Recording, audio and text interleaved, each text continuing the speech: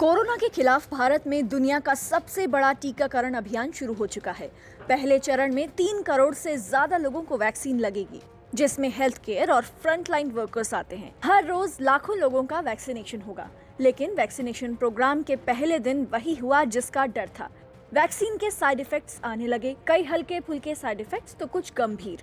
दिल्ली के एम्स में एक गार्ड को टीका लगने के बाद शरीर पर चकत्ते आने लगे, उसकी धड़कनें बढ़ गईं और फिर उसे एडमिट करना पड़ा। तो वहीं कोलकाता में एक नर्स वैक्सीन लगने के बाद बेहोश हो गई, उसे भी अस्पताल में भर्ती कराना पड़ा। कल देश में शुरू हुए टीकाकरण अभियान में अकेले दिल्ली में 51 सामान्य और एक गंभीर साइड इफेक्ट्स के मामले सामने आए।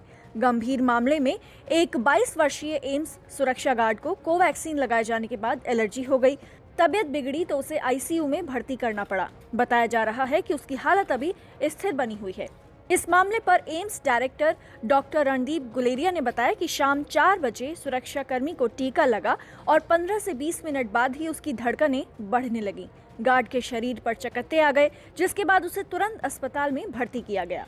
डॉक्टर गुलेरिया साइड इफेक्ट्स की पूरी घटना को समझाते हुए बताते हैं कि सुरक्षाकर्मी का तत्काल उपचार किया गया, जिसके बाद उसकी स्थिति सुधर गई। हमने उसकी डॉक्टरी निगरानी बढ़ा दी है, जिससे किसी भी तरह की दिक्कत आने पर उससे निपटा जा सके। वहीं पश्चिम बंगाल में वैक्सीन साइड इफेक्ट्स के कुल 13 मामले सामने आए। कोलकाता में 35 साल की एक नर्स कोविशील्ड टीका लगने के कारण बेहोश हो गई, उसे फौरी तौर पर अस्पताल में भर्ती कराया गया।